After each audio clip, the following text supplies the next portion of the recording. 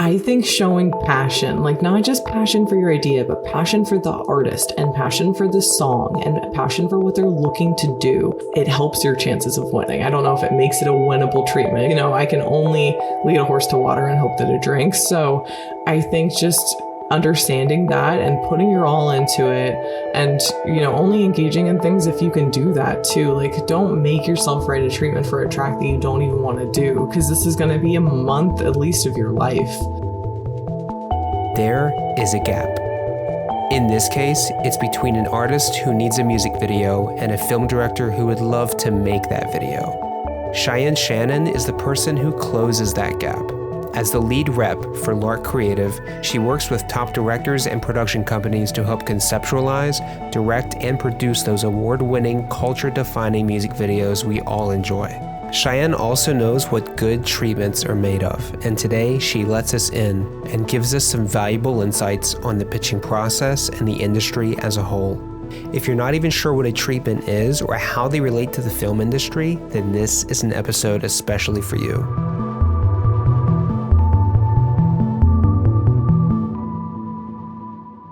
Cheyenne Shannon, welcome. Thank you. Thanks for having me too, and happy Friday. Happy Friday.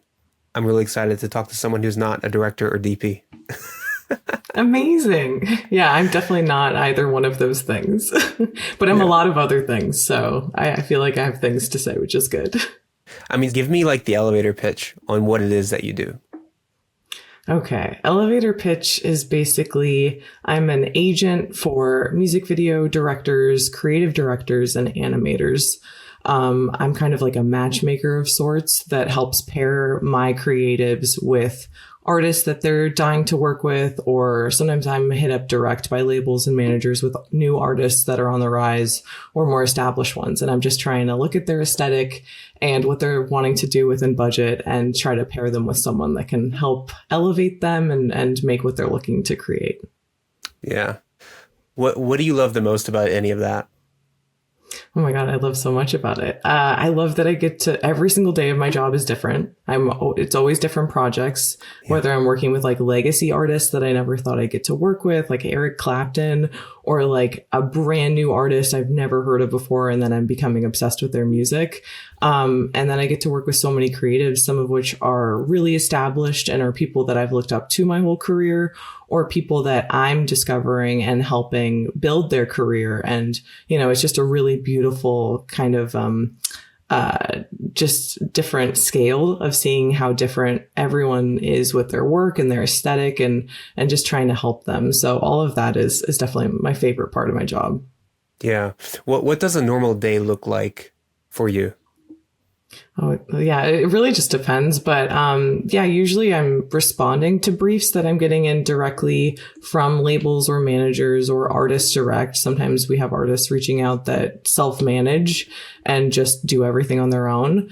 And I'm talking to them about what they're looking to create, what their timeline is, what their budget is, and just trying to, you know, manage expectations most of all, because a lot of the times their references will be so beyond budget. And I have to be the first line of defense on that, being like, hey, this Disney reference is really cool, but you have $10,000, you know? So it's a lot of managing expectations and managing relationships, like keeping in touch with the commissioners that we know, reaching out to new commissioners that I'm finding that I'm not across, and finding artist managers and talking to them about my creatives that are looking to work with their artists. And, you know, it's a lot of, you know, meeting with people on a daily basis, whether it's a new creative, an established creative I'm already working with, or, you know, just trying to forge new relationships with clients. So it's really just dependent on the day. Some days are really pitch heavy. Some days are really proactive outreach heavy.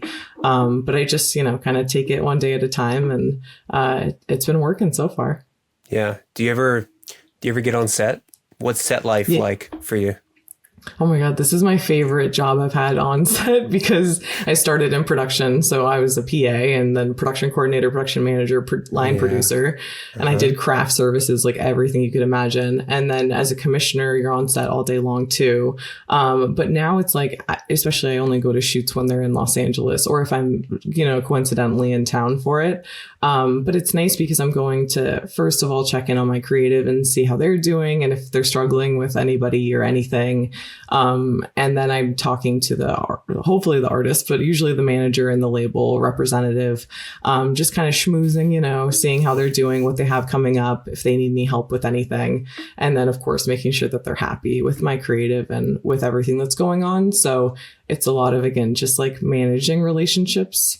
But I love it because I get to sit there and not freak out like I did in all my other jobs where you're always so busy on set on the day. Like my job on set is to be like, everything is hopefully okay. And I was, a part of this. And I just eat snacks and I leave and it's really nice. But I've been through the ringer. I've done it all. And now I'm like, oh, it's nice to just sit down sometimes. I mean, talk about low pressure. I mean, one thing I have to know though is what is your favorite crafty snack? Oh my gosh, that's a really good question. Okay, I will say I did a shoot with a DJ and he requested in his rider Gushers. And I was like, oh my God, what an iconic request. And we had like so many Gushers on set and I took some home with me. So I would say like, if I see something like Gushers, everyone goes for the Welch's fruit snacks. It's too popular. I want the Gushers. They're definitely like, they're pretty good, but they're no Gusher. There's no Gusher. Like it's such a throwback. It's so nostalgic that it really brings you back to being a kid. So whatever that DJ was, it was a great pick for Gushers specifically. Dude, the energy on set is such a specific one. Usually it's usually a stressful one. But it's really cool that you get to show up on set without this pressure of having to perform in a very specific way. You get to just... Yeah, but sometimes I get there and things have gone wrong and it's like, then I am putting out fires. So it's not always calm, but I like when it is. And it's nice because, again, I've just dealt with all the insane stuff that comes with all those other jobs. So it's, I love when it's calm and everyone's happy and everyone loves what we're creating. And if only that was every project, which not saying it's not, but it's not. Walk me through the process. There's an artist or, that needs a music video, has a rough idea. And then there's the director. Can you just walk me through the process on how the two of them end up creating something together? Yeah, it really depends because there's what's called a single bid project, which is the artist is going to a director directly or, a rep like me or someone is pitching multiple ideas and then they really hone in on one person and they're like, that's the person. I want to fully, collaborate with them and figure out this idea together. Yeah. That's not every project. There's also like kind of a pitching pool, which is what we see for a lot of music videos where there's anywhere from, 3 to 5 to 7 to question mark involved. And sometimes the label's not very upfront about that, but as reps, we always like to ask and find out. And that's so that they have a various amount of concepts to look at and to like fully be like, okay, we did explore multiple routes. This is the one that makes the most sense for what we're looking to do creatively for this artist and for this track and this era or whatever, because every artist has an era. Right. And wait, what do you mean by that? An era? Well, I would like every time an artist, well, not every time, but most artists, as they're releasing a new album, single, EP, they almost have to reinvent themselves, kind of like Cher and Madonna. It's like, what is this next era going to be about? What is your aesthetic? What's your color palette? Like, I love when artists have a really clear creative direction because then it's easier for my creatives to look at that and put their spin on it. When the artist doesn't know what they want to do, that's what's really tricky. And back to the brief question is sometimes we get open briefs in where the artist doesn't know what they want to do and it's very open. And I always see that as a double-edged sword because it's like, that's great. You can pitch an idea that you've always had in your back pocket that you love and really want to make. but it's like you're blindfolded, throwing a dart, hoping to get a bullseye. So it is, I find it to be helpful to get any reference of anything the artist wants to do. And again, if they have some sort of creative direction for the album, like always just building off of that is really helpful. But so it's like, it's either a single bid or it's a pool, and I'm pitching a list of, here's a bunch of people that I think would work well for this artist, this track, this budget range, and this timeline, whoever would be available. And they're looking at that and being like, okay, we'd like, this person to write, or these three, or whatever it is, if they're at different production companies that we represent. And I'll send the brief to those directors. I'll talk through any questions they have about the artist. I try to give as much information as possible too. Like some of the briefs that I receive from labels are really minimalistic, and some are really long and have a lot of information. Yeah. So I'm always trying to get as much as I can. And I'm always like, look at their last video, look at their Instagram, TikTok, if they're a TikTok artist, and just see what they're doing and have been doing. So you can really use that as you're building an idea. And then the director's writing a concept, a treatment, pulling hopefully from your lovely website, and then sending it over to me. Sometimes I'm flagging that, I don't think we can do this for the budget. We can't do horses and stunts and pyro for $20K. I'm like trying to, bring them back to reality a little bit. Sure. And if they have a production company, their EP is kind of doing the same thing. And, I'm looking for spelling mistakes. Sometimes they'll spell the artist's name wrong or something. I'm like, you had one job, So it's just reading it and making sure it hits the brief, and then sending it over and waiting who knows how long for them to review and decide who they want to go with. So sometimes it's really fast, and sometimes we wait months and we finally hear. But that's how we're connecting artists and directors. What would the process look like without someone like you? Without someone like me, they go direct to directors, or I guess to their production company. And directors, I love them to death, but some aren't the fastest at responding. So people like me, who I will reply to your email within 5 minutes, I just can move things along. And a lot of directors don't want to talk about rates and fees and things like that, where it's more business oriented and less creative, which is what they really strive to do, is creative things. So I kind of find myself as like a creative problem solver, and I really like to fight for them to make an honest, fair wage at the end of the day, and for everyone on the crew to make that too. So we're not, just throwing in our rates to make another music video for someone. So I would say it's more just like, it would really be on the director and on their production company to run the conversations, the early stages of getting them involved and getting as much information as possible, so that they can write a concept that really resonates and again hits the brief. So I feel like reps are really important, because we have a lot of relationships that a lot of people don't have. We are really close with commissioners and with managers and with some artists. So I think it's something where that's a big pull for us, is we're people, or people persons. I don't know what that phrase is, but we're people is what I'll say. Yeah. I mean, I've done a number of music videos without representation, and every single time, Cheyenne, I'm wanting to throw my rate in. I'm wanting better lenses. I've thrown my entire rate in just because it meant we could get a certain location. And to me as a director, it's not always this time, but especially when you're young and you're coming up, it's like each project seems to be like, I need to make this work in order to prove that I can do it, so people will continue to hire me. They do it for the real or whatnot. So it sounds really great to have someone like you in their court, like protecting them from certain things, even if it's themselves. Yeah, because even when I was commissioning, I have this vivid memory of a director that I really loved and could tell he was putting his all into 2 music videos for an artist that I commissioned for the most. And and we were doing 2 back-to-back shoots, and he came up to me and said that he had thrown his full rate into it and that he wasn't going to do a music video for a while after this, and he wanted to get into commercials. And it broke my heart, as the commissioner, to hear the person that I'm hiring to do this saying that he's not going to make money at the end of the day, and he's killing himself to make this project happen. It was like a really big reason why I started to think about getting into repping. And that's obviously what I ended up doing next, is like, because I started at a production company working with so many directors and seeing them pitch and seeing how that process happens, and then going to the commissioning side and having to, you know, obviously commission and have multiple people write on things, and knowing that so many people weren't going to get the job.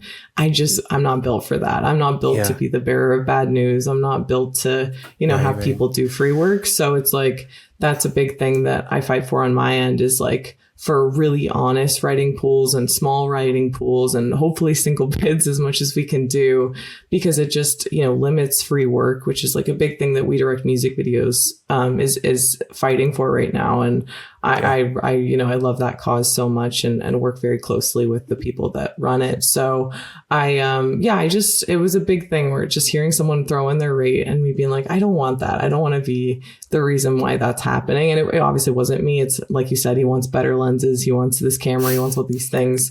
And it's because you guys are passionate about it. But it's like, at the end of the day, you are work for hire. And this is an asset for an artist. And yes, it's art and we love it. But people like need to be fairly paid, and they need to be fairly credited for things. And it's just something that, you know, I really wish was different in the industry. And I hit my head against the wall weekly about it, you know, so it's frustrating for sure. Let me turn my fridge off. Hang on. The old turn the fridge off. Alexa, remind me in 2 hours to turn the fridge on. Technology, I love this. Because I won't remember and all my food will go bad. Okay. I love this. So I'm sure you have this conversation all the time. I'm a director that says, this is my magnum opus. This music video for Lil Yachty is my magnum opus. And I'm going to I'm going to do what I can to convince you, Cheyenne, as my rep, to let me throw my entire rate in to the techno crane that we want, or whatever it is. What do you say to me? I say, don't do it. I say, make money on this. You never know, especially as a freelance director, you never know when your next project is going to come. So if you can make a rate on something, and if it's not a low budget, I love you sub pop music video, like where you're making PA rate on it. I just saw Director Content do a hilarious meme on this, and I was like, this is too real about sub pop. But like the indies, especially if it's an indie, you're not going to really make a rate on it, and you're doing it because you love the band and you love the track, and you're going to make something that you're passionate about. But if it's something that's for a big artist where you can actually make a rate on it, you don't need that techno crane that badly. Or there's a way to move money around and to take from a setup that you're less passionate about to make that work. There is a way. You talk to your producer or make, compromises, make something where you're like, okay, I can't get the techno crane because I want to walk away with this with an actual fee. Like, I think the big thing is just thinking about, like, we don't know when the next project's going to be. Unless you're working in commercials back to back to back and like making a ton of money, don't do that. But if you're really passionate, if it's what you want, at the end of the day, I always want my creative to do what they want. So if they want to walk away from this with no money, okay, but I will try to fight for them to not do that first. So that's good. Yeah. You know what? I like this role play. Let's stay here for a minute. Okay. I'm a director that doesn't have representation. Let's just say I'm a director that is like, I get a few things here and there, and I have the ability to make great work, but I'm not repped. But I want to be. How do I do it?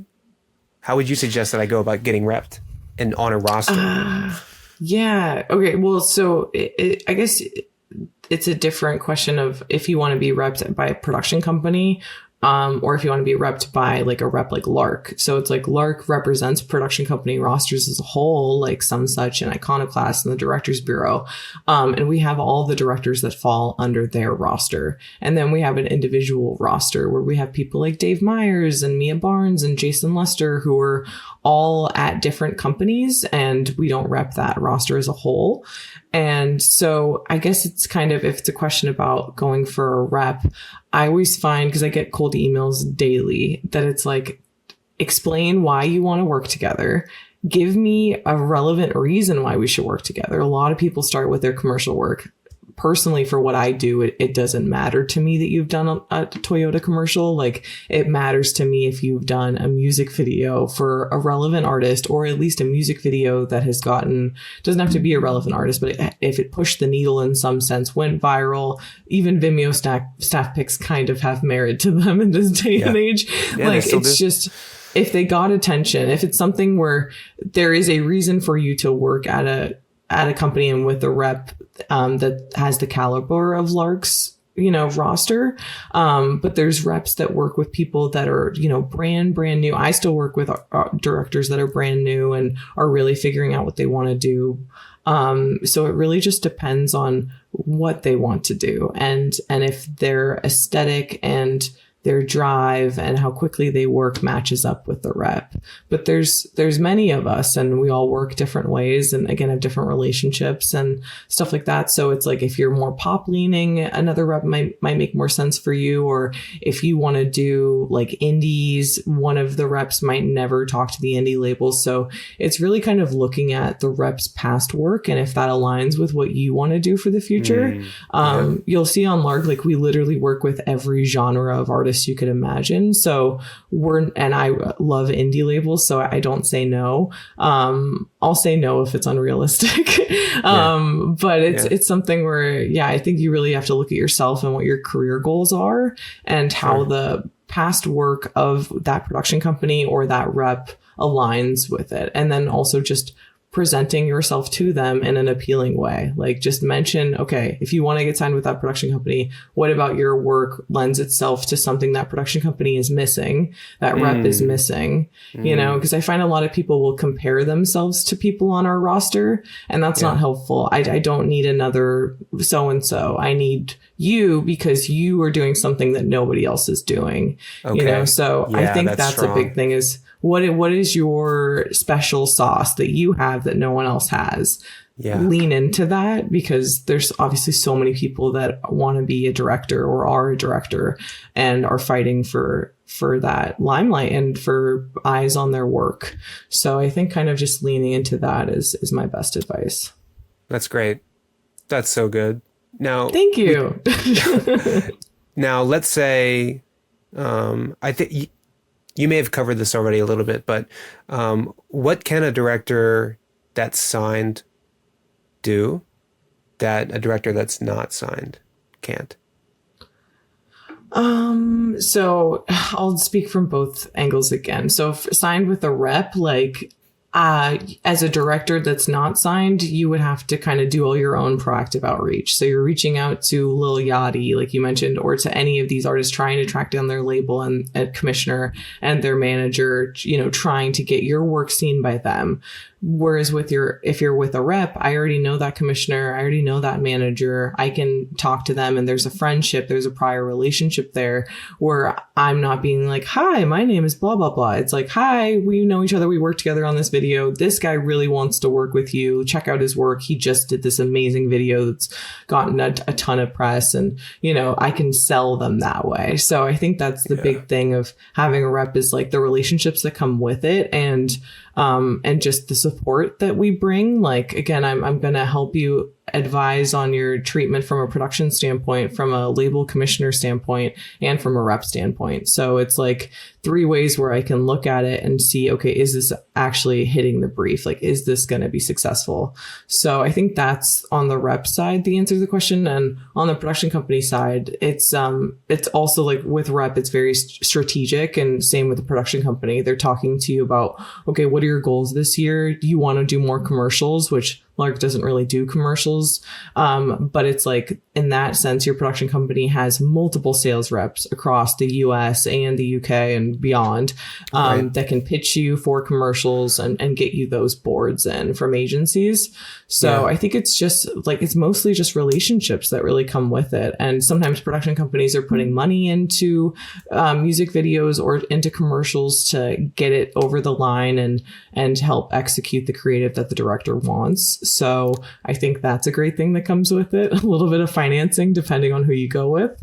But that's no promise. It occasionally will happen. I want to get into treatments a little bit, I love treatments. Yeah. Why? And what are they really for people who don't know? Yeah, no. It's funny. I don't read books. I just read treatments. Like that's like everyone's always recommending a book to me, and I'm like, I read for a living. I read emails and I read treatments. But yeah, so a treatment is basically a deck of ideas. It is a Bible of sorts where you're pitching a concept to, in my case, usually an artist for a music video. But we do, tour docs, we do short films, we do a bunch of stuff at Lark, but music videos really are our bread and butter and what we do most of the time. So a treatment is going to cover the idea. Usually they're going to break it down, hopefully I like when it's a time code breakdown. Here's the first 30 seconds of the song. Here's what I'm seeing. And then they're also touching on cinematography. They're hopefully, again, pulling from your lovely website, images that's going to sell the look and the feel. They might get into coloring, edit. I always say it's helpful to talk on styling. You're obviously not going to probably hire the stylist. The artist usually has a stylist, but just what is your vision for the styling for the video as a whole? For the artist. And so exactly. And so you're really painting a picture of, if I were to direct this video, here's what it would look like. Here's what people would be doing. Here's what the artist would be doing. If it's performance based, if it's narrative, you're really, it's your pitch deck. It's what you're creating and being like, this is me. And so what I love about treatments is every creative and every person that we work with, it's like a fingerprint. Their treatment is very different. Some are in your face, loud, full of gifs and color, and some are so minimalistic, one picture per slide, one line of text, so I get to see just a really wide range of them, and that's what I love. And ever since I started at a production company and started seeing treatments, and obviously we didn't get the projects sometimes, that treatment still lives in my head when I listen to the song. So it's almost like I have my own personal music video for it. But I really love seeing how people express their ideas and seeing beautiful references being pulled too. Like I've watched so many films and things now because of seeing an amazing reference in a treatment, of being like, oh, that looks really cool. I have to check out that movie. So I just think it's a beautiful way of, it's annoying for a lot of people to make these treatments, I'm sure. But I think it's just a really great way of expressing your ideas and putting it, in a way that's digestible for the artist, and it excites them. Yeah. Now, I'm sure you're someone, I can't imagine how many treatments you've looked at, right? No idea. Is there one thing about them that you've noticed that that's the thing that makes a treatment selectable? What makes it a winning treatment? I always push for our creatives to do this because of what I saw at a label and how effective it was. I think showing passion, like not just passion for your idea, but passion for the artist and passion for the song and passion for what they're looking to do is really helpful. It's just helpful to kind of amp them up with a compliment at the beginning, amp them up at a compliment at the end. And it's something that's really, I think, going to stick with them and be like, wow, they really like what I'm doing and they want to help me with it, So I think that's a big thing that I feel like is it helps your chances of winning. I don't know if it makes it a winnable treatment because your idea could be trash, but hopefully it's not. So, and again, I can never select, or I can never make the artist choose our concepts. I can only lead a horse to water and hope that it drinks. So I think just understanding that and putting your all into it and, only engaging in things if you can do that too. Like, don't make yourself write a treatment for a track that you don't even want to do, because this is going to be a month at least of your life. So I think it's important to engage on stuff that you can really dedicate time to and attention to detail. What do directors get asset wise in order to write their treatments typically? They'll get the song, which hopefully sometimes they're writing for things where they can't even hear the music. It's so top secret. Really? And that's insane. I've had where they have to, They're not sending the song? Occasionally, like very, very rarely, I've had someone write without a song, or they had to go in person to a studio to hear the music, and then that was their only chance of listening to it. So some artists are a little bit cuckoo crazy with the security around their music, which I understand leaks happen all the time, but like not on our end. Like there's no reason for me to leak music. But yeah, so they get the brief, so that they get the track, hopefully not an open brief. And it's something where like, oh, we're looking to do a performance-based music video that's referencing 90s, 2000s vibes, very sexy choreography, something like that. You know, that's helpful to go off of, because then you can pull together dance references that you think would be cool. You can pull together styling references. You can think of setups of, okay, we're going to start with her on the couch or whatever. So that's, again, why I find it to be more helpful than an open brief, where you can just go through all the concepts you've ever submitted and see, okay, can this work for this artist? Can I tweak this for this artist? So they're usually just going off of the brief, but occasionally there's a phone call that happens first with either the commissioner, the creative director, the manager, the artist, hopefully. But most of the time the calls are happening after the treatment, and that's for the director to explain their concept, and actually talk through it versus just letting them read it and hoping they get it, you know? So it's interesting, but yeah, really working off the brief. And I'll see some people just throw the brief out the window and write their own thing. And it's tricky, but occasionally it works. It really is. It's wild. Really? Wow. I had one time when I was commissioning that I had reached out to a rep in the UK, and they had pitched some people to me, and I chose specific names, had them write, and then they go, hey, I'm so sorry. We forgot to tell one of the guys you didn't choose that you didn't choose him, and he wrote. So here's his idea. Totally get if you don't want to present it, because he wasn't like selected.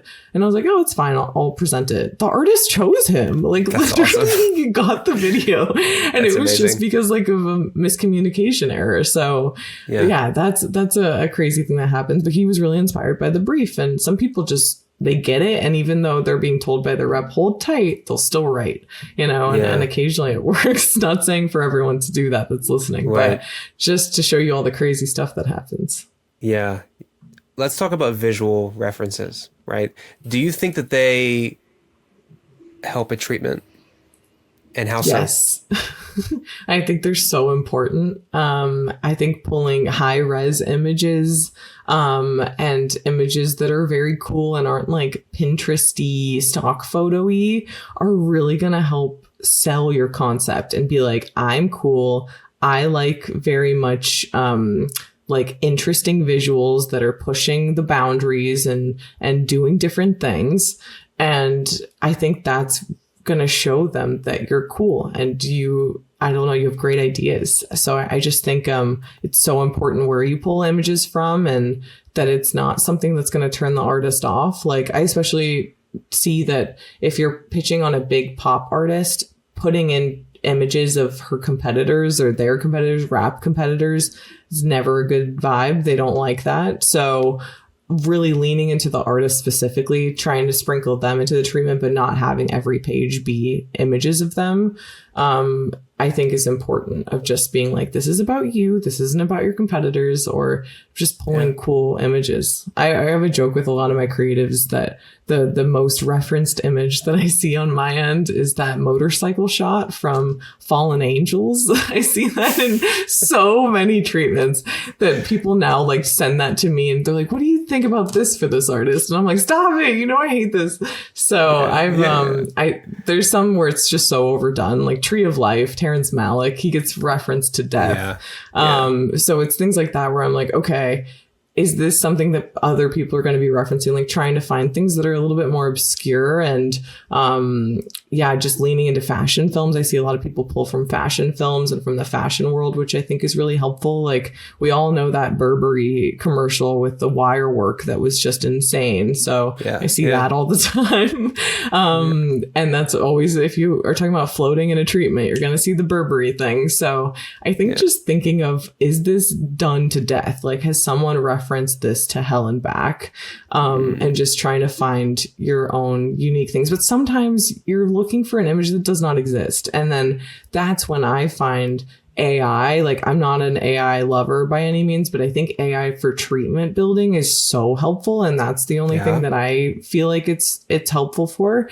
I had someone submit a treatment last year, and all the images were built out of Midjourney, and it was so sick. Like, genuinely fully got the idea across. The idea was like people doing LSD in I probably shouldn't tell this because then maybe someone will steal it. Okay, but it was about LSD, and the ideas like really, or the images really sold it. Like, just like the haunting eyes, and the location that the director had come up with was very specific, and I loved it because I was like, this is so cohesive across the board. It's not like you're pulling from all these different places. They're all color graded different. They're all different hues. So in this case, it was very consistent, and I was like, this looks so cool.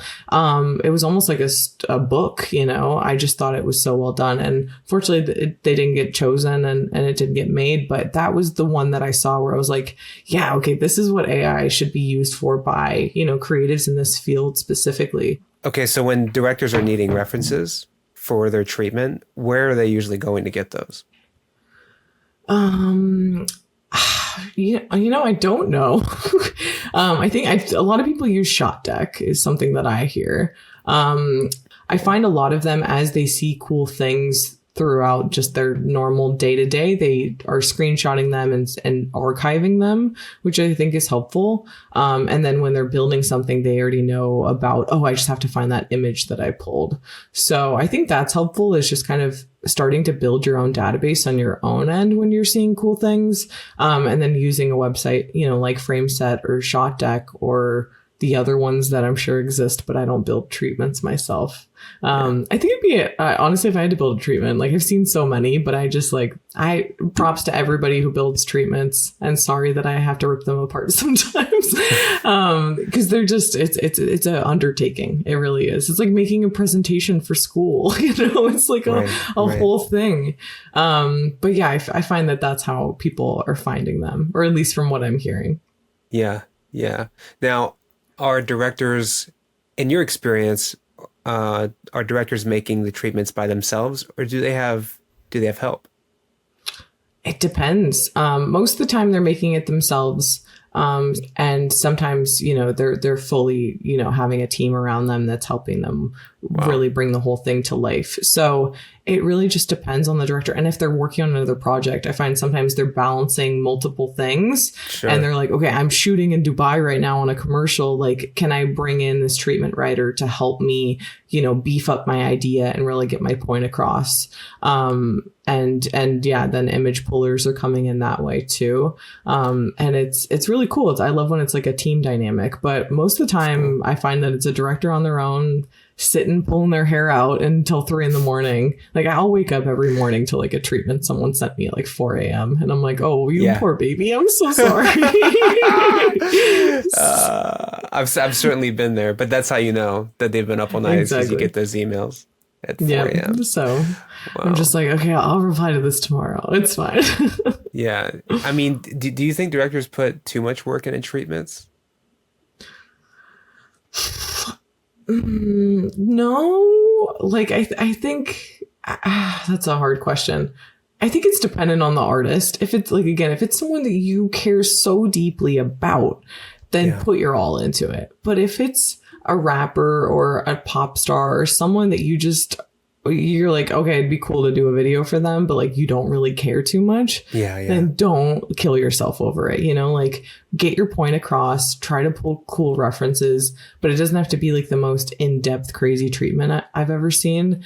Like, one of my first like real or like vivid treatment memories was when I was a PA at Pretty Bird, and I had to go to FedEx and get a Pharrell treatment for the track Freedom, printed out and bound, and drive as fast as I could from Culver City to Encino to deliver it to Paul Hunter to present it to Pharrell in person. And I was like a quest that I had been given, and I had no time to do it. So I would go to FedEx, and I'm like, I show them this thing, and I'm like, don't read read this thing, just print it. And so they print it, and I like get it like spiral bound. I drive to Encino, and I'm like kind of flipping through it as I like sit in traffic. And I was just like, it was insane. It was 50, 60 pages. Wow. It was so beautiful. Like that was a thing that deserved to be bound. And I remember like giving it to Paul and being like, good luck, and like go look up that music video, everybody. It exists and it's fantastic. And which one is that it? Was like Pharrell Freedom. And it's just a great video, and really I like loved this. I got to be like, I was a little part of that because I like bound the treatment and like brought it. But when you're in PA, you want to like attach yourself to anything. So it's like since that I've only seen one or two for like 50-page treatments that in my opinion have kind of like matched that and really gotten a reaction out of me. And one was for like a Latin artist that I used to work with as a commissioner, and you could tell he was so inspired by the track. It was such a sick treatment, and she had the artist had really tricky managers, and I just told them, I was like, you just say yes to this. Like, this is a thing where he was like a DP too that had put it together. And I was like, he can shoot this and like also DP it. Like, this is insane what we'd be able to pull off. And they were like, let's change this, and this, and this. And then the director pulled out, and I was like, okay, I told you. And the other one was a single bid that I commissioned.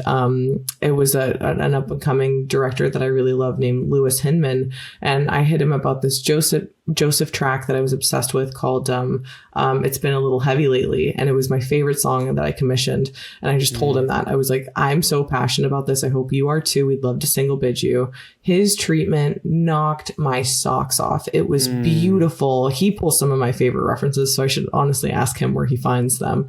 But he made a video treatment that had video references that showed like, okay, this is a shot from Carol that's going to be when Joseph's looking out the window with the dewdrops, and it was edited to the song, but also had a treatment companion to go with it. And it was something where when I sent that to the managers, I was like, this doesn't happen. This is something where we have found a special person to bring this to life. And that director ended up making 4 more videos for that artist. And that was like the best I ever felt as a commissioner, being like, I found this person. He equally matched the passion of the artist and the ethos and the aesthetic, and really elevated it to a place that we could have never imagined for the money we had. So those are the treatments I see where I'm just like, oh, the passion, you can feel it, and you just embrace it, and then you can make something really beautiful at the end of the day. So, yeah. Do you think if a director wins the bid, makes the video, the artist loves it, do you think that automatically puts them in line to get the next project, to get called again by the same artist? I wouldn't say necessarily yes. It depends on what that next single is. And if, again, I keep saying the word aesthetic, but if the aesthetic of that director and what they're known for, what they do, lines up with that. Because maybe the artist had topped them for that video because it was darker and edgier, but their next single is really bubblegum, bright, poppy, and they're going to have a hard time kind of matching that. Sure. So I think that's a thing to think about, where it's not just because you had a great video together, you're going to get the next one. Like I'd like to hope so. And that happens. Sometimes we see that all the time at Lark, where it's just, okay, we found that this is the right person. Let's just keep going. But it really just depends on what the creative is at the end of the day. And if that director is the best person, like the best suited to execute it. So yeah, I think that's kind of the biggest defining factor I've found.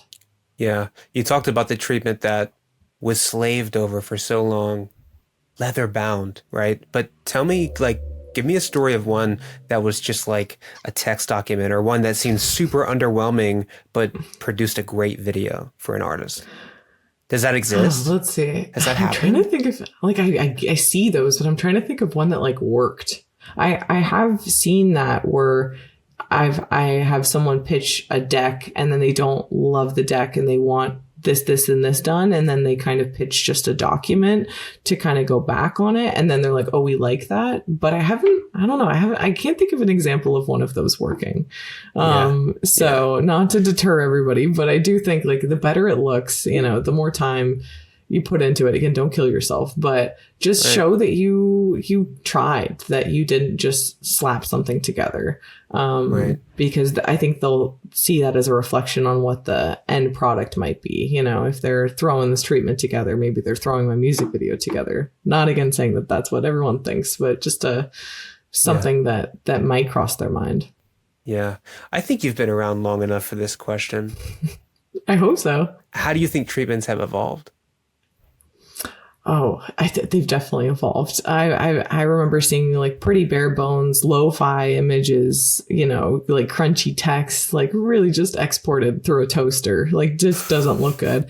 And now it's like, again, with AI and with GIFs, I love a GIF in a treatment. Please give me more GIF treatments. Even though sometimes labels are like, we need a PDF download. And then my creative's like, damn it, like I can't download this because of the GIFs. So, but yeah, I find that it's interesting how much has changed because of technology. So, and I love mixed media, people putting just weird stuff into it. Like we represent Brother, who are a duo that are very into mixed media and post effects. And I love their treatments so much because they're so balls to the walls Like I would be able to like, you could show me all these treatments and be like, which one was Brother? And I'd be like, this. Like, it's that where you just have a voice through your treatment and the references that they pull and how it's a little tongue in cheek and funny. I think it's just really helpful. So back in the day, it was probably very cut and dry of, okay, we're going to have a camera in this direction. The artist does this. And then here's one or two images. And now it's like as many images as you can present, I feel like is really helpful to sell the look. So I feel like it's, definitely changed a lot in the last, 7 to 10 years specifically. I am just constantly blown away by the amount of music videos that are being made. Like, we kind of know where music videos have been, you know what I mean? And how big they used to be and all the budgets that went into them. But now there's so many being made. What are your thoughts on that? And what do you think the future is of music videos? Oh, the future. Oh, buddy. I have no idea. And it does scare me because music videos have obviously changed a lot. Like MTV really birthed them and it became something where we would sit around our TV waiting for TRL to watch the next Britney Spears music video. And it was like a cultural event. And then the internet with YouTube really changed music videos to be this, watching OK Go and stuff like that and it going viral in a different way. And then Vimeo, I think really the staff picks kind of found this cool curation and art house lane for music videos to really lift those up for people to view. And I thought that was really interesting. And now I find that TikTok has kind of killed all of our work. It's made people's attention spans drastically different.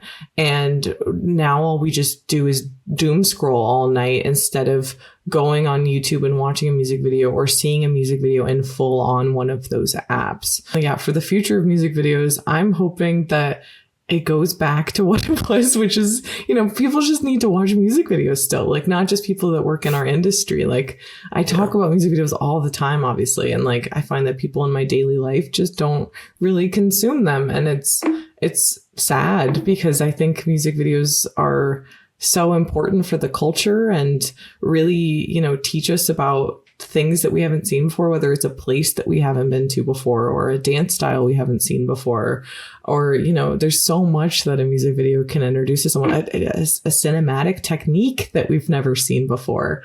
That's the thing that makes me sad is I just feel like people aren't consuming that because of what we find ourselves looking at, which is either the news on our phones or Instagram, and it's a reel of memes or whatever.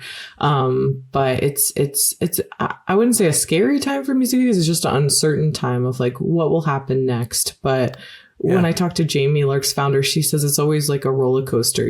There's like we saw, TRL when that died, we thought music videos were going to die, and then YouTube, and then down, and then Vimeo, and then down. So I feel like we're on a little down part right now, but I'm hoping that, Spotify and some of the streaming platforms for music have now wrapped their arms around music videos and are starting to put them on the platform. So I think that'll help.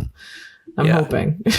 Yeah. Visuals to music. I mean, such a beautiful thing, especially when like someone like a director is tasked with putting visuals to something as like beautiful and timeless and important as music. I mean, it's an amazing thing that directors get to do. And yeah, I don't necessarily think that putting visuals to music is going anywhere. It's really just like, what is it going to look like? Exactly. This desire for short form content is just accelerating and accelerating. Our attention spans are getting smaller and smaller and smaller.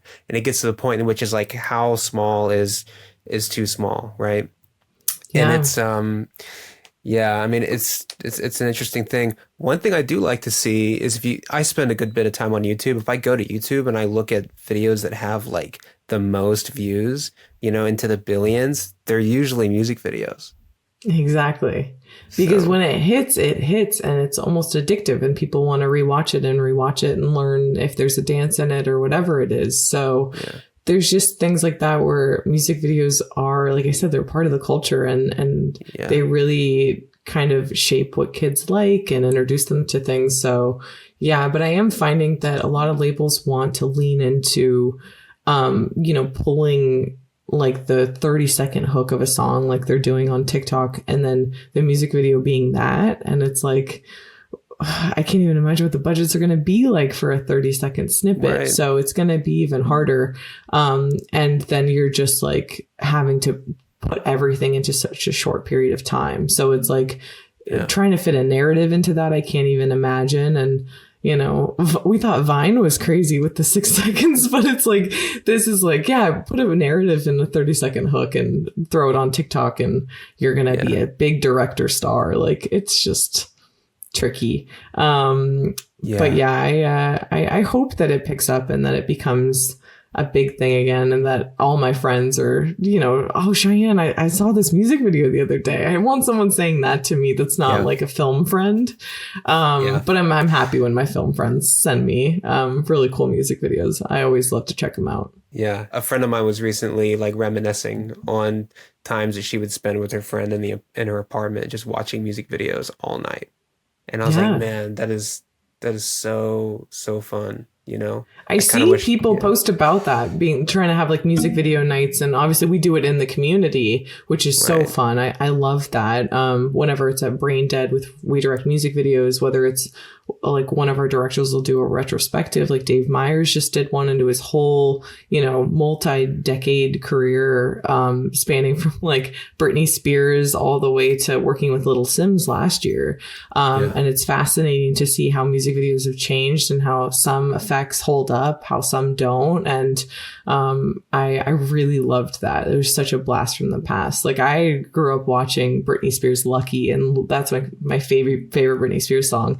And being able to like sit next to the man who like directed the music video and talk to him about his experience working with her, it's just really cool because Dave especially really loves music videos to this day and has done more than most people on this planet. And you can tell he's still so excited by it and passionate about it and loves what he does. And I just think that's so beautiful that like all these years later, you're not jaded because you still really love what you're creating at the end of the day. Yeah. Yeah, it's so important. If you could tell directors one thing, what would it be?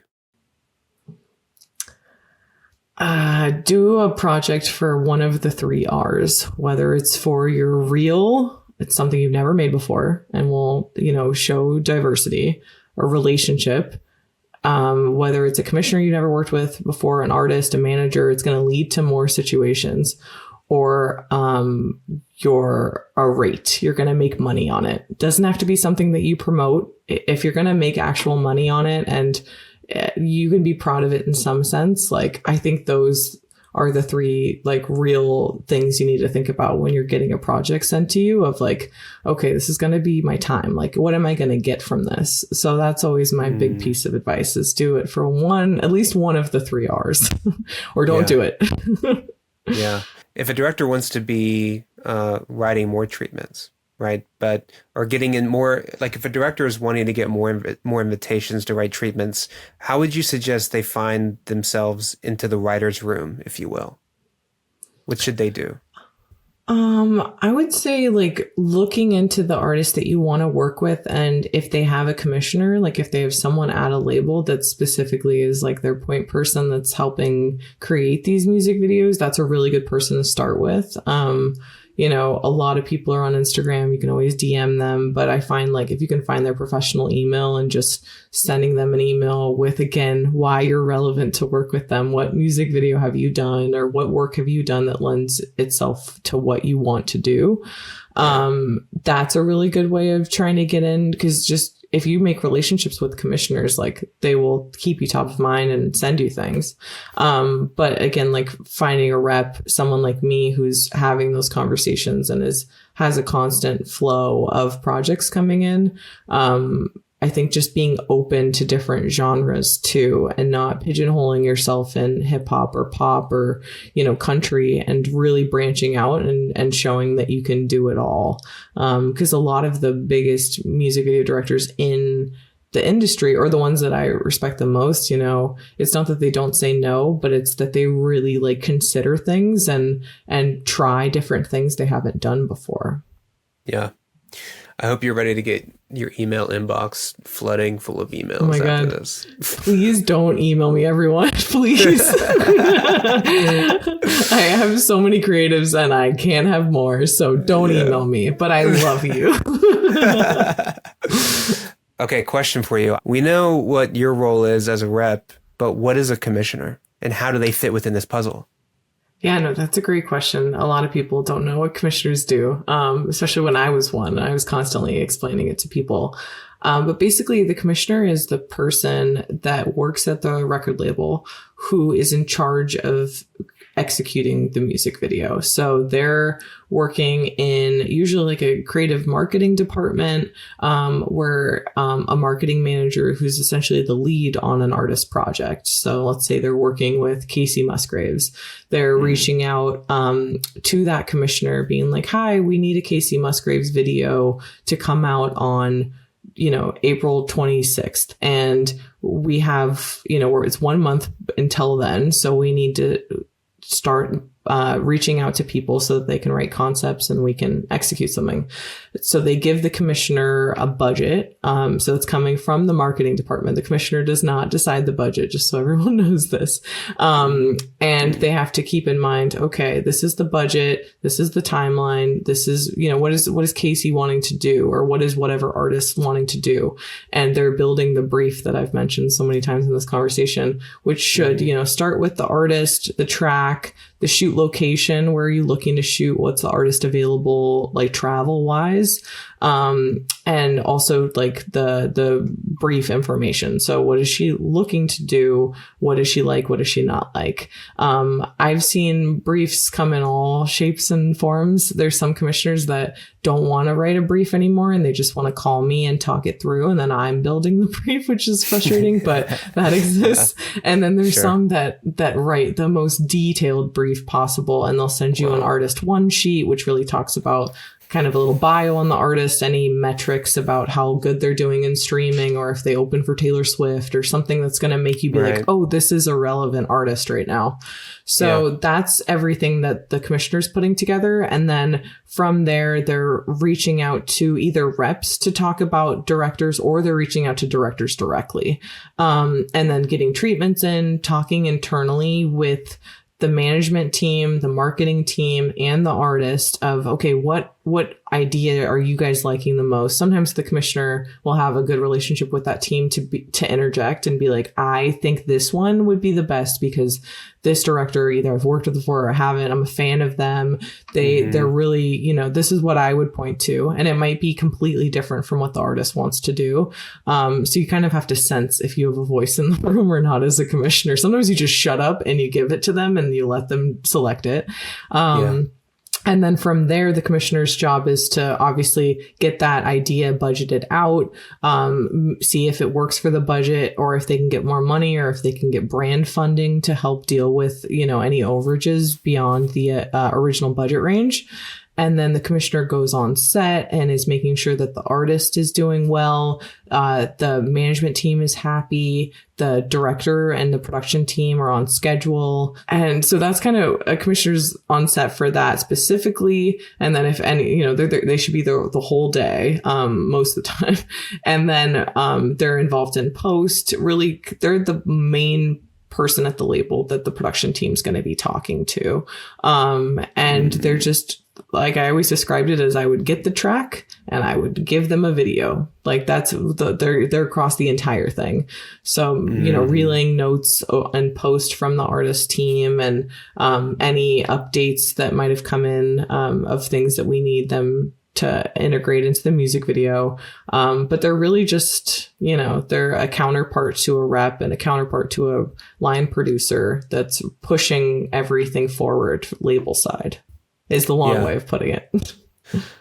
Let me ask you this. Does the treatment play a role after the music video has been shot, like in post-production? It is given to the editor. So sometimes the editor is using the treatment as, okay, this is what I'm looking to do. And even the colorist too is given the treatment of like, here are the reference images that I pulled for color. But it's not like a shot list per se. Like there should be a shot list that's made before the music video that's really going over what you're going to capture on the day. But the treatment is kind of used as, again, like almost a Bible of this is what the video should look like, but it doesn't usually go into so specifically for the edit. Right. So after it's shot, it's not that it's forgotten about, it's just not referenced as much. Yeah. What do you think about this? I had a rep tell me one time that the treatment is almost like a creative contract for the video. Like if for some reason you shot the thing and you're in post and the artist is wanting to see something that they're not seeing, and they'll use the treatment as like, oh, well, this isn't what we set out to do, so we can't edit it that way. Has that ever happened? Yes, I had a thing when I was commissioning that shot in Mexico, and it was during COVID, so I couldn't travel. We kept the crew really small, and they kind of just did their own thing. Didn't throw out the treatment, but threw out a lot of it. And when I saw the first cut, I was like, what the heck is this? And it was like this flaming pile of embers. And I was like, what is this pile of embers? What I was never in this treatment. And the director was so rude to me and was like, it's just like cool shit. And I'm like, but we didn't sign off on a flaming pile of embers. Like, it was just so weird. And then the brand partner pulled out. Like, it was a nightmare of a video because the director fully kind of like threw out the treatment and just shot whatever he wanted. Because we're agreeing, like you said, it's a contract. We're agreeing to, this is the vision, this is the budget of what it'll cost to execute. Okay, signed off on. So then it's up to you as the creative and your production company to execute that and to not be like, oh, I'm just going to do my own thing. Right. And I mean, I guess on the other end of this, and you've been on set enough to know that sometimes things change and evolve, right? So how much of that evolution is allowed and how much of it is too much? I think it's all like circumstantial. So it's like I've, as a commissioner, been on a shoot where our gear was supposed to be like a 180 camera 360 rig, and it ended up doing 350. So we had to come up with, because we couldn't do a perfect stitch, we had to come up with, okay, how are we going to fix this? And I was like, okay, well, the room is changing. What if we do it so that the point is a rack of clothing and the clothing changes every time. Sometimes I'm the person who's coming up with that thing, and that exists in the music video.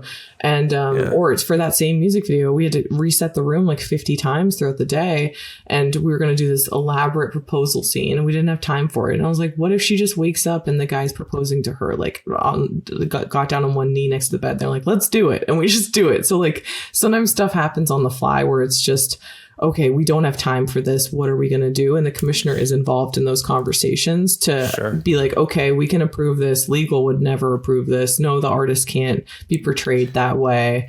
So it's a lot of like give and take. Like, what can production feasibly do? Like things happen on the day. If it started to rain and we never saw rain in the forecast, like what do we do? Like, how do we pivot? So it's a lot of creative problem solving and making compromises. Yeah, totally. I mean, out of all the projects you've worked on, and have been a part of, which one are you the most proud of? Oh my gosh. Can I answer that from 3 different like places in my life? Like from being in production, from being a commissioner, and from being a rep? Because that's you can do whatever you want.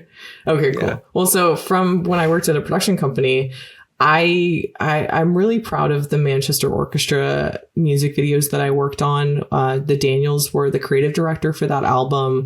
I got to work with them really closely. It was my first producer credit for Manchester Orchestra, the Grocery. And then I also did The Gold and Sunshine and so many videos. And so that was really great to just be so fully involved in something and to get to work with directors like Daniels that I idolize so much.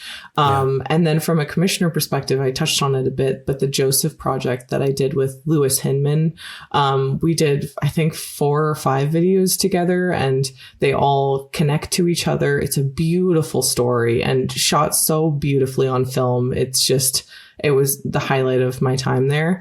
And then I'm tied with 2 from my repping, but from last year, I got to work with another director I idolize, A.G. Rojas, on a Mitski video for My Love, Mine, All Mine, which ended up being a huge song on TikTok. We did not expect that. As a diehard Mitski fan, I was just, the moment that came in, I was like, I have to do a Mitski video. And then I connected Dave Meyers with Little Sims last year to do the music video for Gorilla, which was just such an amazing video with a billion setups. And it's so fun and so in your face. It is what it is. And those I was really proud of because I feel like my role was important. I really helped connect the pieces and supported my creative throughout the process. So yeah, those are all my faves. They're very different videos. Where do you see yourself in the future? At Lark. It's funny. It's like I feel like I've been at jobs for a while and I've been like, oh, what's next? But like, I'm very happy here. I feel like this is everything that I'm good at and what I care most about. So I'd love that music videos continue and they're great and fruitful and everything's hunky dory, because I'd love to keep doing this job. I'm also a photographer, but I like to just take photos, personally versus professionally. I've found, and I don't love the pressure that comes with it, but I love to bring my camera on shoots and shoot BTS for like Mitski and Little Sims last year. But yeah, I think just doing this and being a part of the music video industry in some capacity is always been a big dream of mine. Yeah, that's great. Maybe win a Grammy. We'll see. How nice would that be?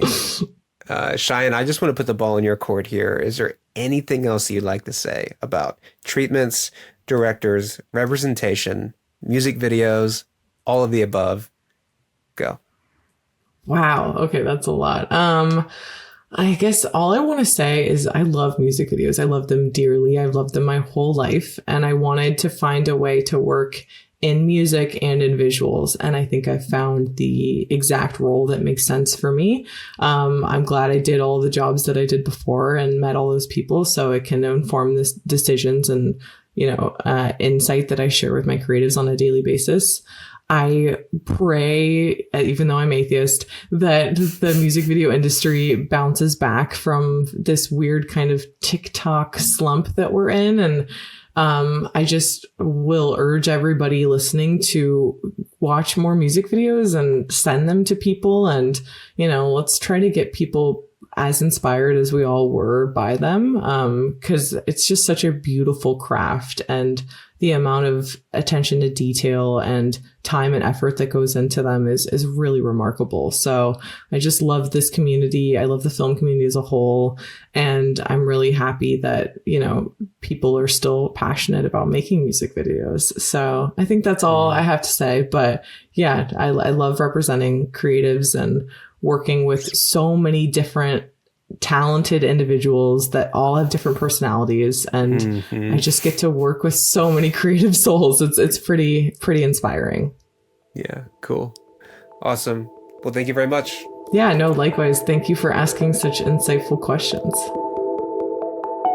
This has been a production of Frameset. Our goal is to be a source of inspiration to filmmakers everywhere, and we plan to make a lot more of these. If there's someone specific you'd like to hear from, or there's a topic you think we should cover, let us know in the comments below. Thank you.